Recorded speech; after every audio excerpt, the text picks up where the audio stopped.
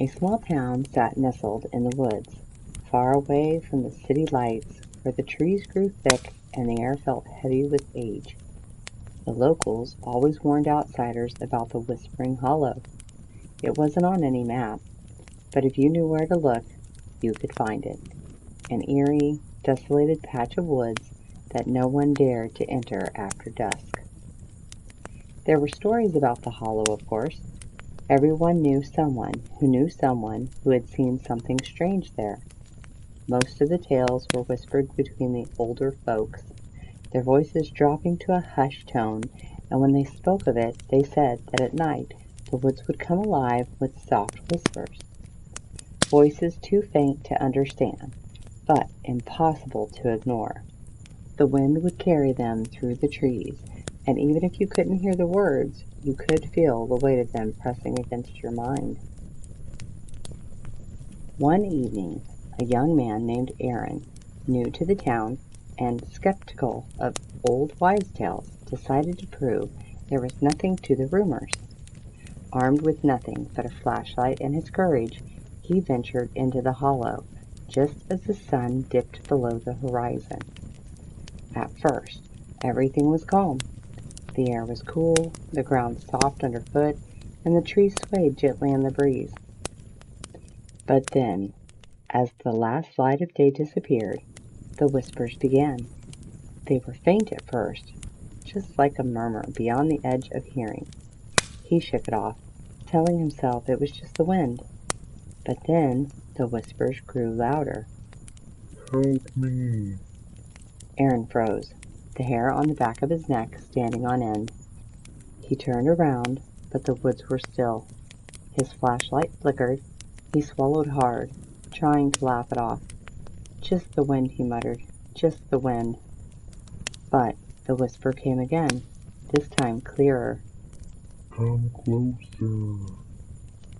The words seemed to come from all around him, swirling through the woods, as though the woods themselves were alive. He backed up, his heart racing. "Who's there?" he called out, his voice shaky. Help me! The voice was weak, distant, but unmistakably human. Aaron's stomach churned. There was no one in sight, and yet the voice was getting louder, as if whatever it was drawing closer.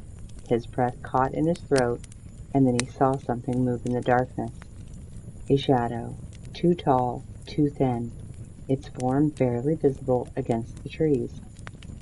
Without thinking, Aaron turned and ran, his pulse pounding in his ears. The whispers followed him, taunting him, urging him to stop. Come closer! They hissed. He didn't dare look back. His flashlight flickered again, but this time the beam stayed steady. He could see the trees ahead, the edge of the hollow. Just a few more steps and he'd be out. But as he reached the edge of the forest, he stumbled. The ground was soft, and he fell to his knees. He gasped for air, trembling all over. He looked around wildly, but the whispering had stopped. Silence. The kind of silence that pressed down on you, thick and suffocating. Aaron took one last glance into the woods. The shadows were still there, but something was different. In the deepest part of the hollow, where the trees grew so thick that light could never reach, a figure stood. A pale face, hollow eyes, and a twisted smile stared at him from the darkness. And then, just as quickly as it had come, the figure was gone, vanished into the trees like it had never been there at all. Aaron didn't wait for anything else. He scrambled to his feet, his legs shaking, and ran. He didn't stop until he reached the town, panting, drenched in sweat. He collapsed on the front porch of the nearest house, his eyes wide, his mind racing. The next day, Aaron spoke to a few of the locals, trying to make sense of what had happened. They weren't surprised. "Did you hear the whispers?" one of them asked. "Yes," Aaron replied, his voice hoarse. "The hollow knows your name now. It doesn't let go." Aaron didn't know what they meant, but he didn't care to find out. That night, he locked every window and door, and even then he couldn't shake the feeling that something was watching him. And then, just before he fell asleep, he heard it. Help me. It was faint, but it was there. And this time, the voice was closer than it had ever been.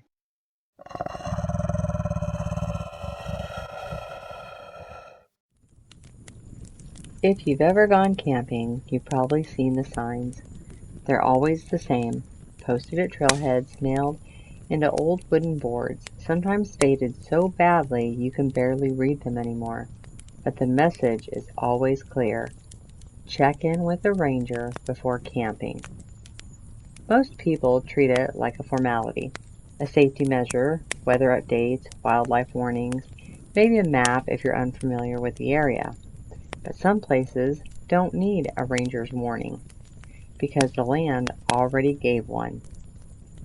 I didn't think much of the sign when I saw it. It leaned slightly to one side at the edge of the trailhead parking lot. Its wood warped and grayed with age. The letters had been carved deeply once, but time had softened them. No overnight camping without check-in. Below that, smaller, Ranger Station 12 miles south. 12 miles? I remember laughing to myself when I read it. 12 miles just to be told what I already knew? I had been camping for years. I had my gear, my maps, my GPS, and more expensive than most of the people who probably stopped here. I wasn't some tourist, so I ignored it. The trail started out easy enough. Wide, well-worn, cutting through the dense woods that filtered the late afternoon sunlight into long, thin beams. The air smelled like pine and damp earth, the quiet that feels peaceful instead of empty. It was the kind of place you'd go to get away from everything. No crowds, no noise, no signal. Perfect. I hiked for about 2 hours before I decided to set up camp. There was a clearing just off the trail, flat ground, a few scattered stones, and a fallen log that looked like it had been there for years. It felt untouched, not abandoned, just unvisited. I told myself that was a good thing. Setting up camp went quickly. Tent, fire pit, gear organized. By the time the sun started dipping low, everything was ready. I remember noticing how quiet it had gotten. Not just the usual forest quiet either. No birds, no insects, no wind, just stillness. It wasn't something I thought was strange at the time, just different. I lit a small fire and sat by it, eating a simple dinner and watching the light fade through the trees. That's when I heard it. Footsteps. They weren't loud, just a soft crunch of leaves somewhere behind me, back near the trail. I froze, listening. Another step, then another. Slow, measured, not like an animal. I turned, expecting to see someone coming through the trees. Nothing. "Hello," I called out. No response. The footsteps stopped. For a moment, I just stood there, staring into the darkening woods, waiting for something, anything to move. But nothing did. Eventually, I told myself it was probably just a deer, or maybe someone else camping nearby. Even though I hadn't seen another car in the lot, even though the trail had been empty. I sat back down, the fire cracked softly, and for a while everything felt normal again. Until I heard it a second time, closer. This time the footsteps didn't stop when I looked. They continued, slow, steady, circling. I could hear them moving just beyond the edge of the clearing, just out of the sight behind the trees. Crunch, pause, crunch, pause. Like something was walking and stopping and listening. The fire suddenly felt too small. "Hey," I said louder this time.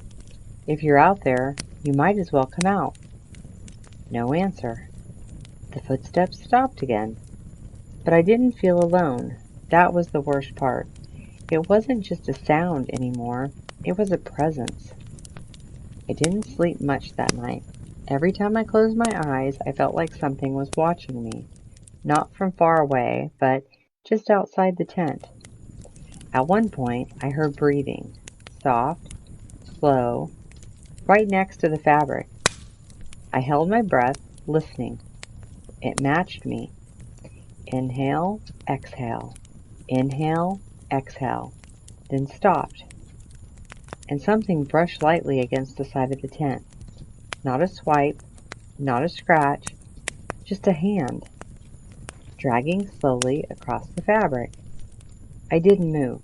I didn't make a sound, and eventually it went away.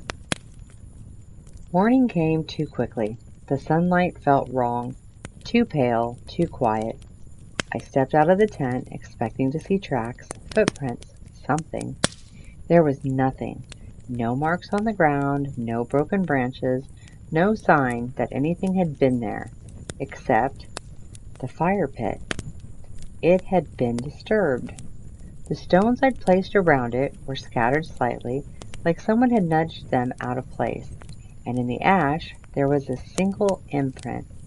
Not a footprint, not exactly, more like a hand, but the fingers were too long, too thin, and there were too many joints. That's when I decided to leave. No breakfast, no hesitation. I packed everything as quickly as I could, trying not to look at the tree line, trying not to think about what had been circling me in the dark. The hike back should have been simple, 2 hours, maybe less, but something was wrong. The trail didn't look the same. At first I thought I'd just taken a wrong turn, but that didn't make sense. There had only been one path.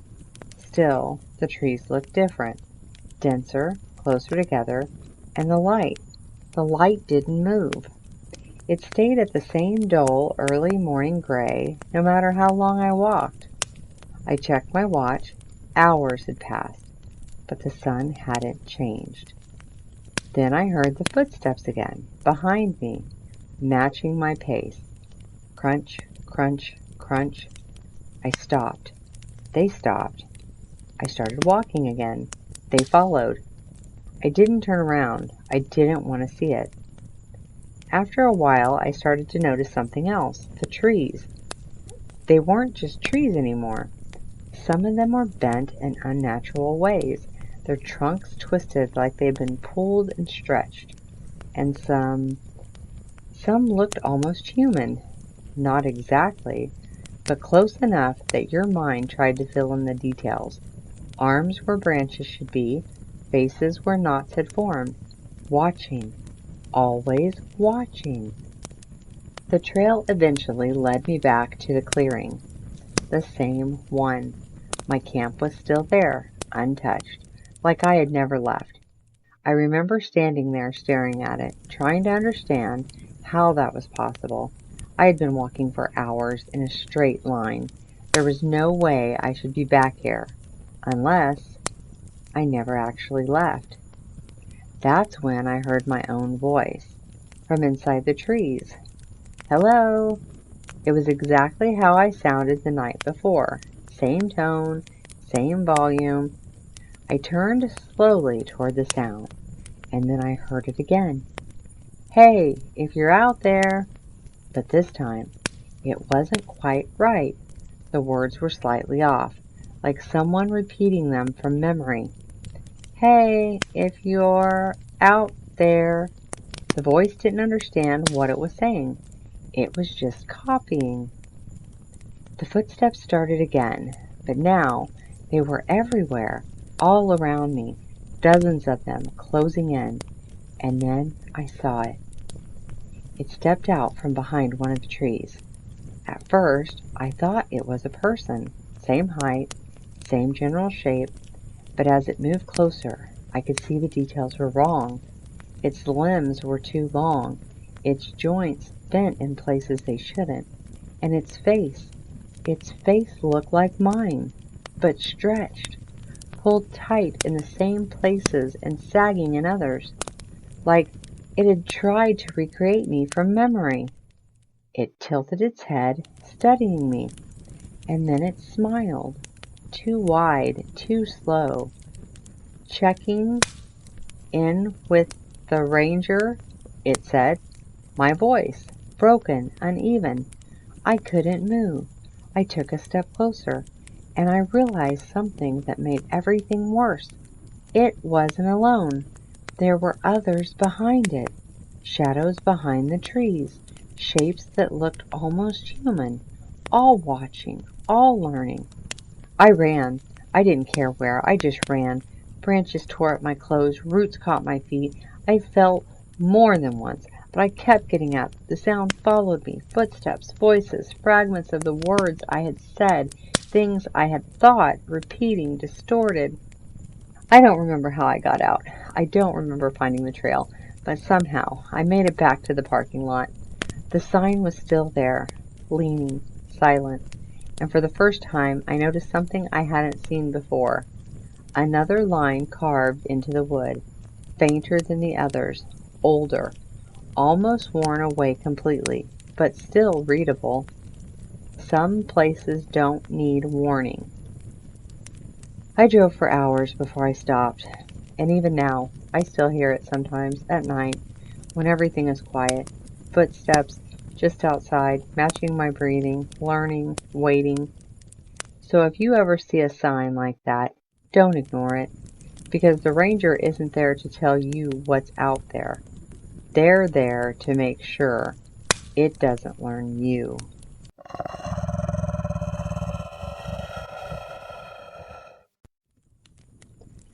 This happened to me about 5 years ago.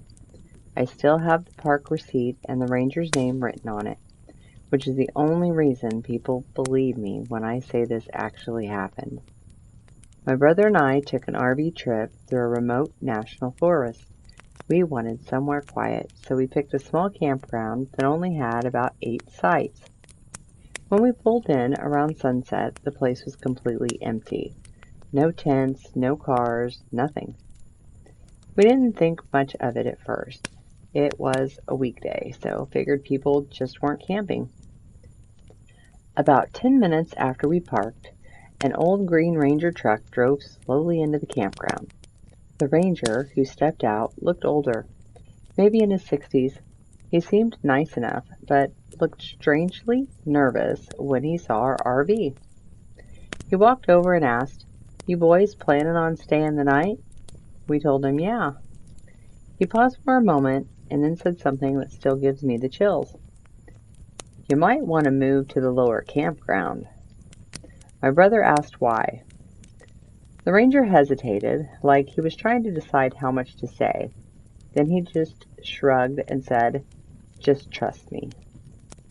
But we had already set up everything, and the lower campground was another 20 minutes down a dirt road. We told him we'd probably stay where we were. He looked around the trees for a second before saying one last thing. "If you hear knocking tonight, don't open the door." Then he got in his truck and drove away. Of course, we laughed about it. We figured he was just messing with us. We made dinner, watched a movie in the RV, and went to sleep around midnight. Everything was normal until 2:40 a.m. That's when the knocking started. Knock, knock, knock. 3 slow taps on the RV door. My brother woke up first. "Did you hear that?" Before I could answer, knock, knock, knock. The exact same pattern. Slow, calm, like someone politely asking to come inside. My brother whispered, "Maybe it's that ranger." But something about the knocks felt wrong. They were too perfect. Same rhythm every time. Then a voice from the outside. Quiet. "Hello." It sounded like a man, but the voice felt strange, like someone trying too hard to sound normal. My brother slowly stood up and started walking toward the door. Right as he reached for the handle, I remember what the ranger said. "Don't open the door." So I grabbed his arm and shook my head. We both stood there silently, waiting. Then the knocking happened again, but this time it came from the side of the RV. Knock, knock, knock. The same exact rhythm. We looked at each other. The door on the front of the RV. But the knocking was now on the metal wall beside us. Then it moved again, this time to the back of the RV. Knock, knock, knock. Same pattern, same calm tapping, like something was walking around the RV, knocking as it went. Then the voice came back, but this time it was different, lower, closer, right outside the window. Let me in. My brother slowly lifted the curtain just a little to look outside. He dropped it immediately. I whispered, "What is it?" He shook his head. Then he said something that made my stomach drop. "That's not the ranger." We stayed completely silent for almost an hour while the knocking moved around the RV. Front, side, back, roof, always the same 3 knocks. Eventually it stopped. The rest of the night was completely quiet. At sunrise, we packed everything up as fast as possible. Before leaving, we checked around the RV expecting footprints, but the ground was soft dirt. There should have been tracks everywhere. There were none, not a single one. On the way out of the forest, we passed the ranger station. We stopped and told the ranger on duty about what happened. He listened quietly the whole time. Then he asked a strange question. Did it knock 3 times? When we said yes, his face changed. He nodded slowly and said, "Yeah, that's why nobody camps up there anymore." We asked him what it was. He just shook his head and said, "Whatever it is, it likes it when people open the door." And then he told us something that made my skin crawl. 2 years earlier, a camper had disappeared from that exact campground. The last thing the people in the site next to him reported hearing that night was 3 knocks on his RV door.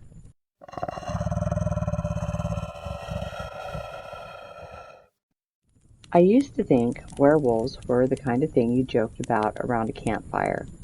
You know, something to make the dark feel less empty. That was before I heard one breathing just outside my tent. We weren't supposed to be there. That's the part that sticks with me the most. Not the blood, not the sounds, not even what I saw.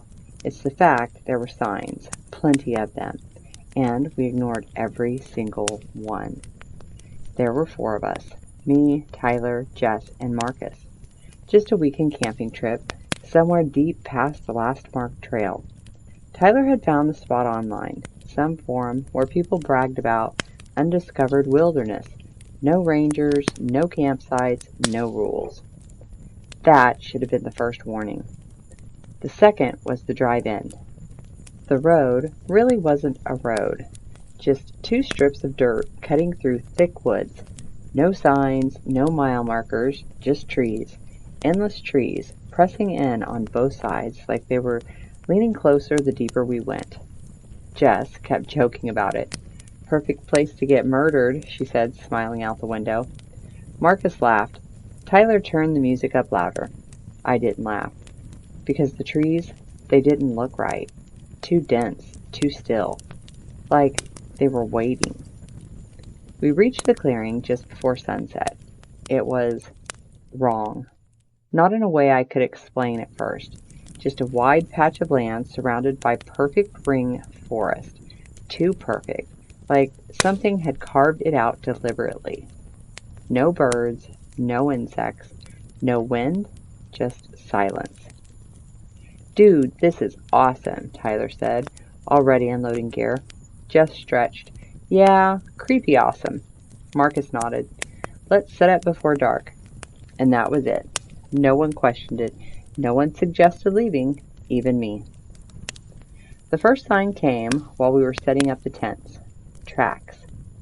Marcus found them near the tree line. Deep impressions in the dirt, bigger than any wolf track I'd ever seen. Not just big, long. Like whatever made them had too many joints. We all stood there staring. Probably just a big dog, Tyler said. Dogs don't leave prints like that, Marcus replied.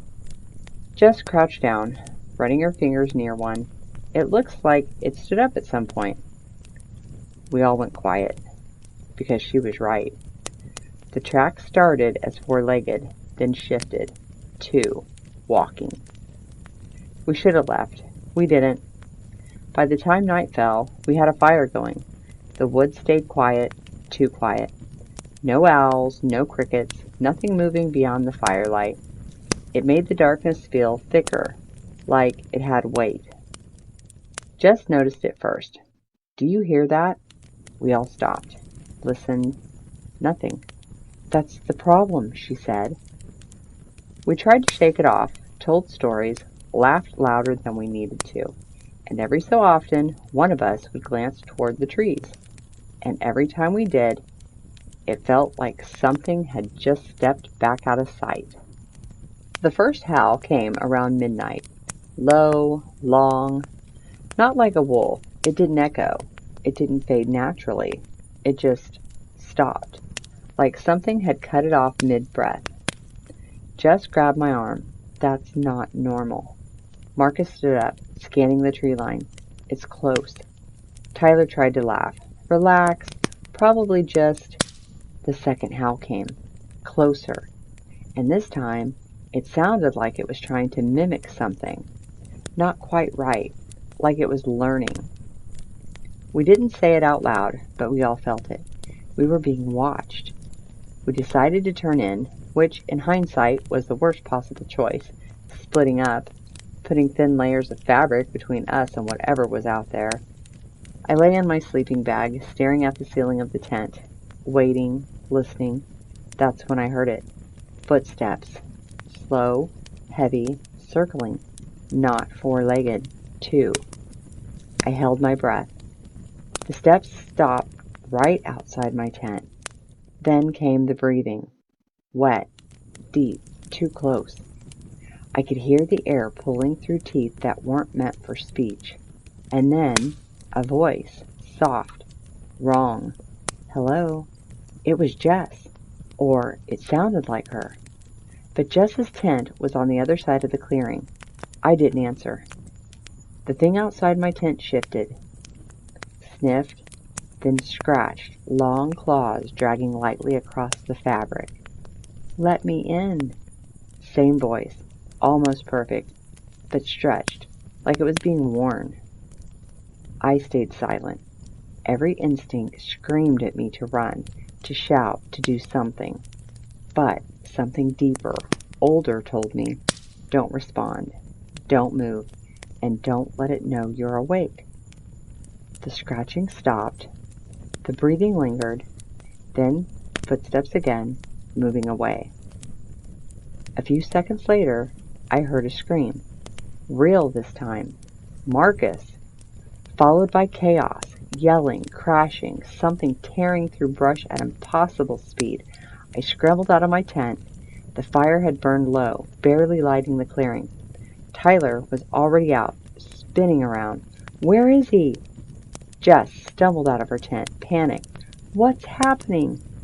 Another scream cut through the dark, shorter this time, then silence. We grabbed flashlights, pointed them towards the trees, and that's when we saw it.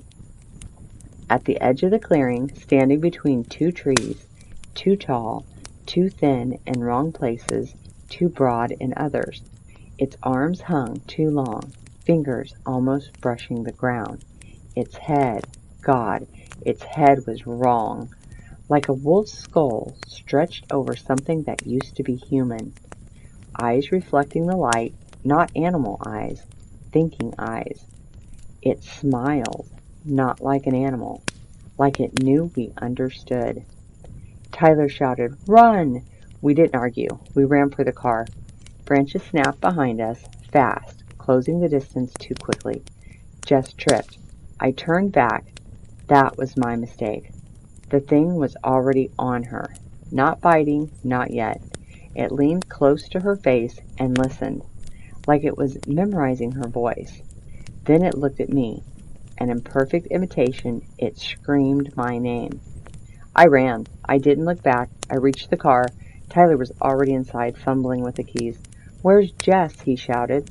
I couldn't answer. The engine roared to life, and just as we started to drive, something slammed into the side of the car. Hard. The metal dented inward. Claws scraped across the window, and from just outside my door, my own voice whispered, "Let me in." We sped out of there. Didn't stop, didn't look back. They found the campsite later. No bodies, no blood, just tracks. Dozens of them. Some human, some not. All leading into the trees. Tyler doesn't talk about it anymore. I don't camp. I don't go near forests. And I never, ever respond when I hear my name at night. Because sometimes, just sometimes, when the world is too quiet, I hear breathing outside my window and a voice that sounds exactly like me, asking to be let in.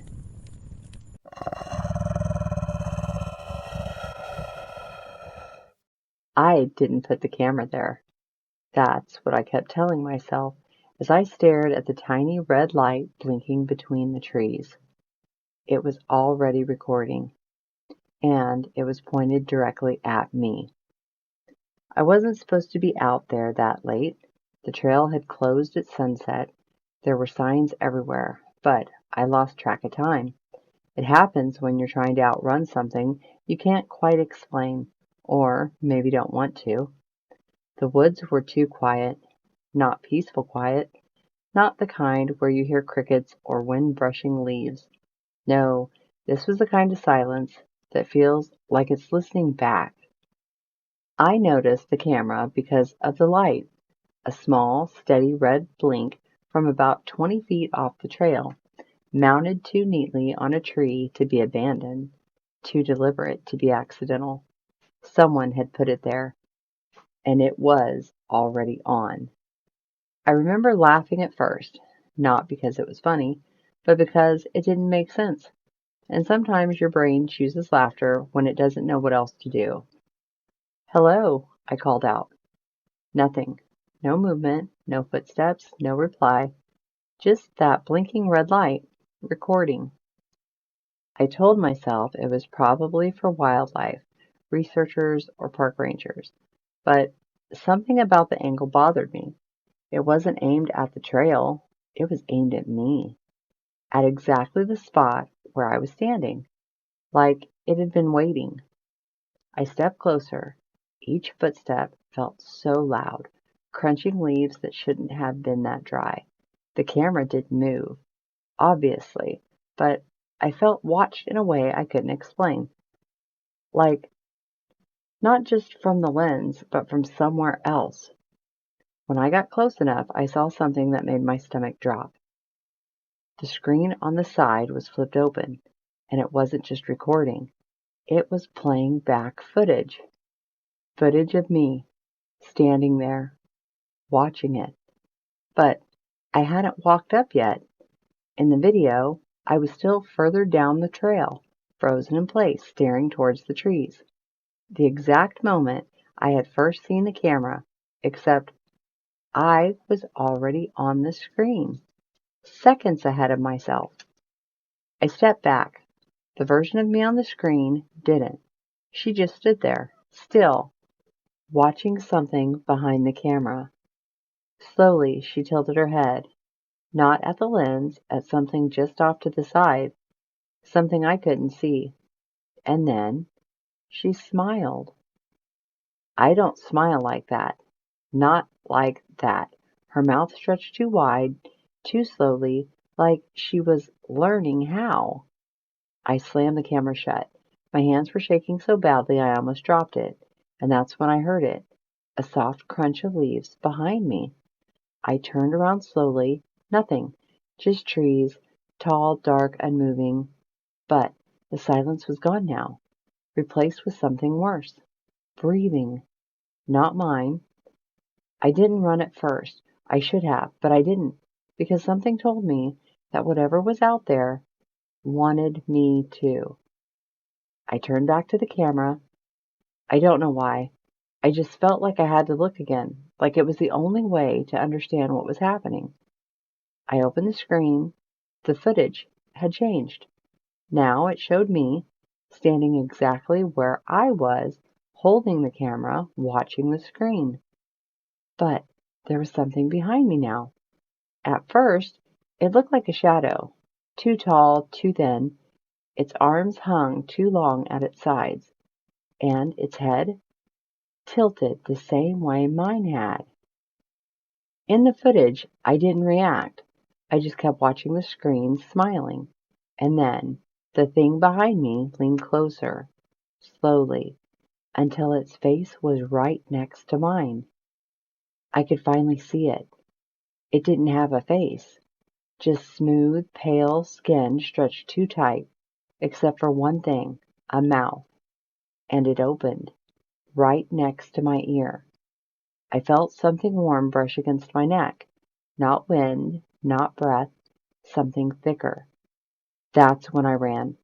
Branches tore my arms as I pushed through the trail, not caring where I was going, just away, away from the camera, away from whatever was watching me, away from that thing. But the deeper I went, the worse it got, because the trail didn't feel right anymore. It twisted, stretched, like it was leading me somewhere instead of out. And then I saw it again. Another camera. Same red blinking light, same position, mounted to a tree, pointed directly at me. I didn't stop this time. I just kept running. But then another, and another, and another. Dozens of them, all recording, all pointed at me, and every single one already playing footage. Footage of me running, but not the way I was running now. In the videos, I was slower, dragging my feet, smiling. And behind me, that thing, getting closer. Each camera showed it a little nearer, a little clearer, until finally I passed one where it was right behind me, close enough to touch. I didn't check behind me after that. I didn't want to know if I'd caught up to the footage or if the footage had caught up to me. I just ran until I hit the road, until I saw headlights, until I collapsed where someone could see me. They said I was lucky. I must have gotten lost, panicked, imagined things. They went back to check. Of course they did. They told me there were no cameras, no markings, no sign that anything had been there at all. But they did find something. Footprints. Mine, walking in circles for hours, stopping at trees, standing still, and then turning my head, as if I was listening to something right next to my ear. I don't go in the woods anymore. I don't even like looking at trees too long. But sometimes, late at night, I feel it again. That warm presence right behind me. And every once in a while, when my phone camera glitches for just a second, I see it, standing there, smiling, and getting closer.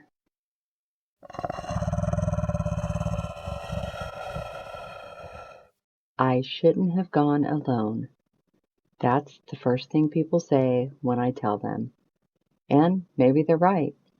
But being alone wasn't what scared me. Not at first.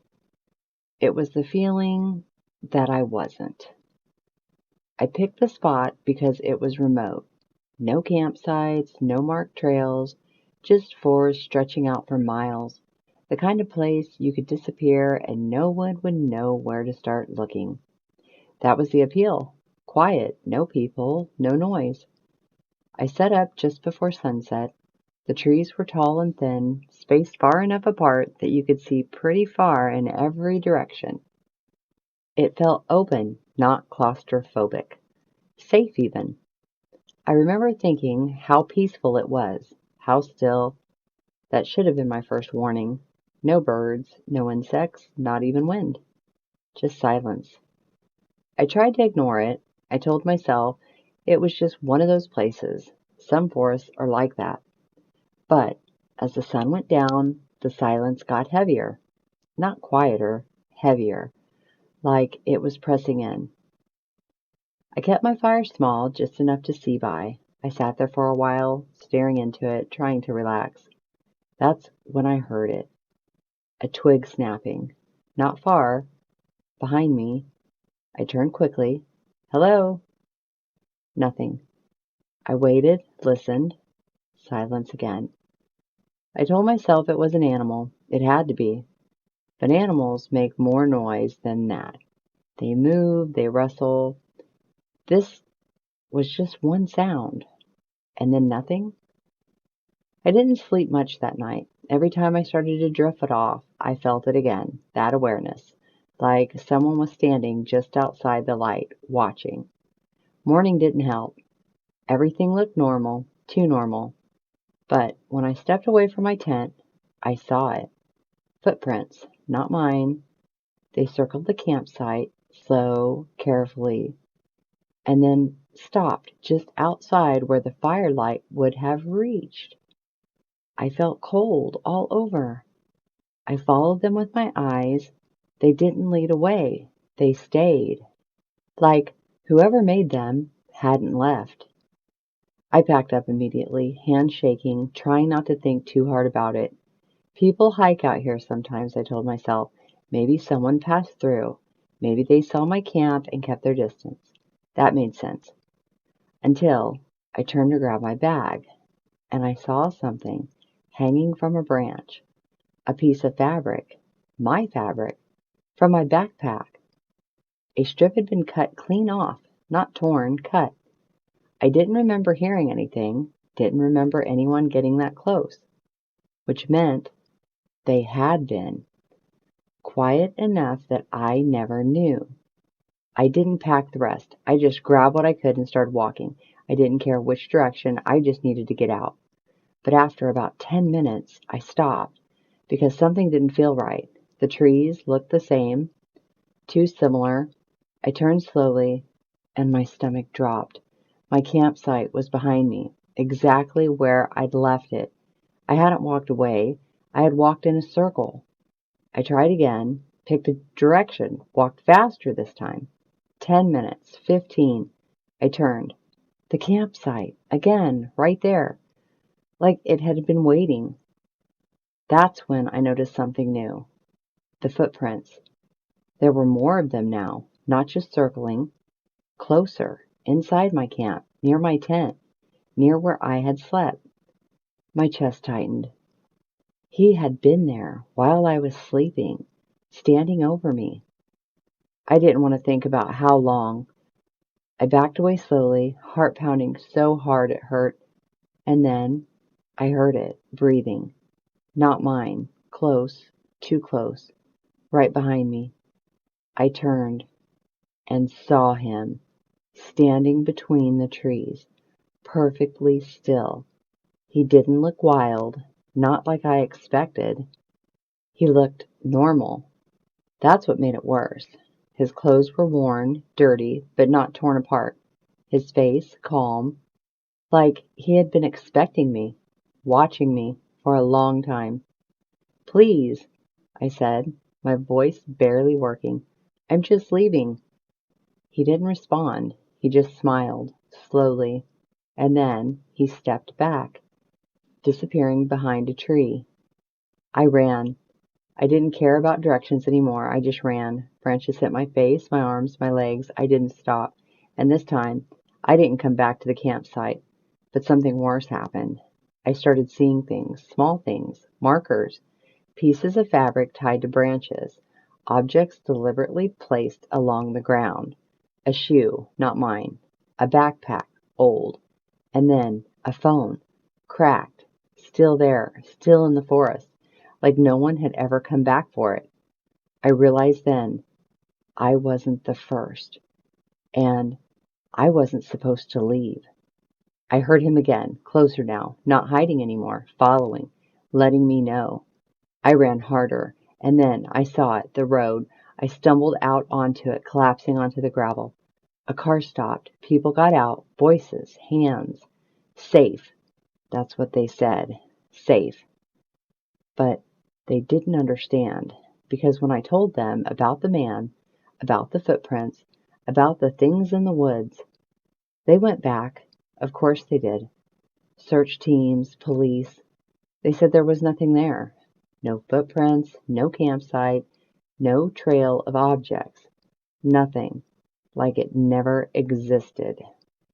But I know it did, because sometimes, late at night, I hear it again. That breathing, close, right behind me. And once, I woke up to find something on my nightstand. A strip of fabric cut clean from my backpack. Thank you for listening. I hope you enjoyed tonight's story. Subscribe and turn on notifications so you don't miss out on the next scary story. And remember, it's just a story